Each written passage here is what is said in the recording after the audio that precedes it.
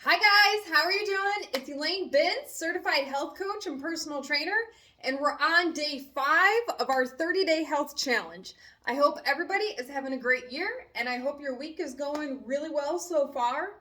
If you haven't had a chance to check out day 4 video, which is resting heart rate, please take a look at that video before you watch this one, because this one, exercise heart rate, is going to use some of the calculations from yesterday's video to understand target heart rate zones. So today's topic, exercise heart rate. So exercise heart rate is a little bit different than resting heart rate. So resting heart rate is how your heart behaves at rest. So that video was yesterday. It would be like sleeping, laying down, resting, not doing much activity.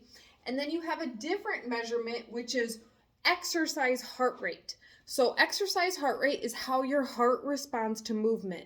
So some people might have a very strong resting heart rate, but then as soon as they start to climb stairs or rake leaves or shovel snow or do something that's physically active, maybe picking up something heavy, moving something in the house that's heavy, giving a piggyback ride, something like that, their heart rate might shoot up.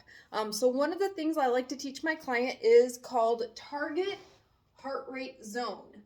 So for those of you that are familiar with target heart rate zones, you may have seen, and I'll add this as an image, you may be familiar with like Orange Theory. Orange Theory would be in the orange zone. So that zone is a more intense zone. So that one's about 80 to 90% heart rate max. So first off, let's review how do you get your target heart rate zone. So a couple things you're going to need in order to get your target heart rate zone is your resting heart rate, and then a calculator. And then today we're just going to run some of the zones based on heart rate max. So for today, we're not going to include your resting heart rate. For yesterday's video though, definitely check that out so you could put in your resting heart rate specifically for your zone. Okay, so what is max heart rate? So in order to find the first part of the equation, so for all of these zones, 1 would be the easiest, not a lot of work. 2, you would be able to start feeling that you're doing movement. It's getting harder as you go up in the numbers. 3 is like right in the middle. That's basically what we found yesterday. I did between my 60 and 85% target heart rate zone. 4 is like Orange Theory, so it's going to be a harder workout. And some people have found with Orange Theory, it might be a little bit more advanced than where they are.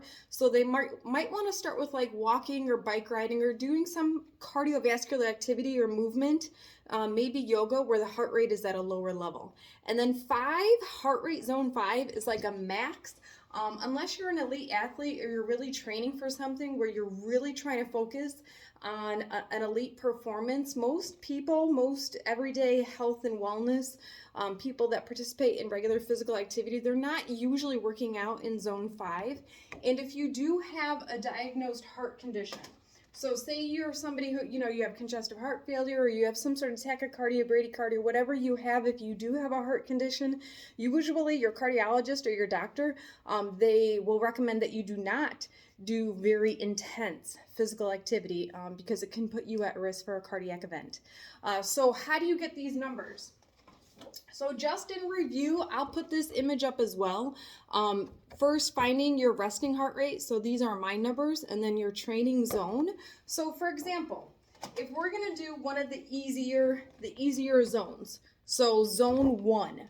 Zone 1 would be between 50 and 60% of your max heart rate. So for max heart rate, you can get a calculator, use your phone, whatever you have available, and then you do the numbers 220 minus your age. So I'm 40 years old, so 220 minus 40 would be 180. So 180 beats per minute, and that number times the low end of the zone. So that number, if we're going to do zone 1, 50%, you multiply that by 0.5, and that gives you 90. So if my heart rate is 90 beats per minute, say I'm not doing a lot of activity, maybe I'm bringing a load of laundry upstairs or something like that, that means I'm in my zone 1 activity. I'm very low intensity, probably mainly burning fat. And then if I want to get up to the next number, in zone 1, I would get up to 60%. So again, you need your max heart rate. So that 220 minus your age, and then now you would multiply that by 0.6. So that number multiplied by 0.6 would be my high end. So for me, if my heart rate is above 108, I am now getting into, if it's say about 110, 111, I would be going into my zone 2, which should be a manageable zone. So as you get fitter, you're gonna crave, your body is gonna want to do higher intensity exercise.